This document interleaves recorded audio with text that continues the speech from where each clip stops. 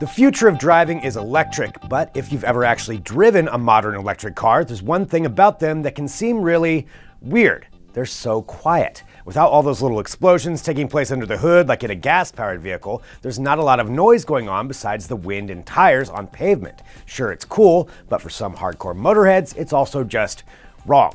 Also, regulatory bodies, as in governments, want electric cars to make some sort of noise so pedestrians locked into their phone screens don't get mowed over when they wander into an intersection while watching YouTube. So to soothe those concerns, Jaguar has added some sound effects to their new iPace electric car for when you stomp on the throttle. And what can we say? Warp speed ahead, Mr. Sulu. Yes, the sound sounds a bit like a Star Trek shuttle warming up for launch, crossed with the thrum of a gas engine.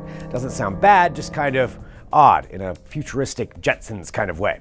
Anyway, the motorheads over at Car Site Roadshow put a mic in the car and got a clean recording, so check it out and see if the iPace's dynamic audio, as they call it, makes you feel like you're driving into the future, or into a cartoon. Oh, we couldn't see this coming at all. Following revelations that police departments were increasingly using a device to crack the security on Apple iPhones, Apple will reportedly close the door on such devices in a future update. Like we said, shocking. This whole thing got started when Apple refused to unlock the iPhone belonging to one of the San Bernardino terrorists, prompting law enforcement officials to cast around on the fringes of the tech world for a solution, which they found in the form of this, a little box called the Gray Key device. You plug it into the iPhone and it unlocks it. No idea how, but Apple says it's got a solution to that solution. Said future update will essentially make the Lightning data and charging port go dead about an hour after the phone was last used and require entering the essentially uncrackable password to restart the flow of data. As you might imagine, law enforcement agencies are not one bit happy about this latest move, but Apple is in a tough spot. They've pledged to make user security paramount, and privacy advocates have lined up behind Tim Cook in this fight. So who's right? Leave us a comment on our YouTube page.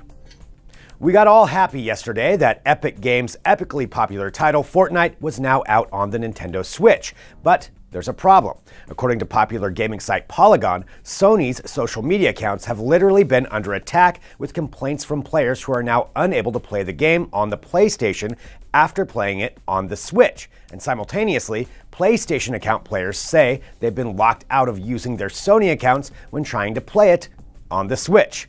Hey, we get it. Sony and Nintendo compete big time, but to not give players a heads up on the locking out of competing accounts for the game is borderline nefarious. Sony released a statement that basically said, hey, we offer a lot of cross-platform gaming support for other platforms that aren't the Switch, and that only seemed to make the situation worse. Nintendo rightfully says they have no sway over how Sony treats PlayStation account holders, and Epic Games also said the issue is pretty much out of their hands as well. So, Sony, how about it? Can't we all just get along and play some Fortnite?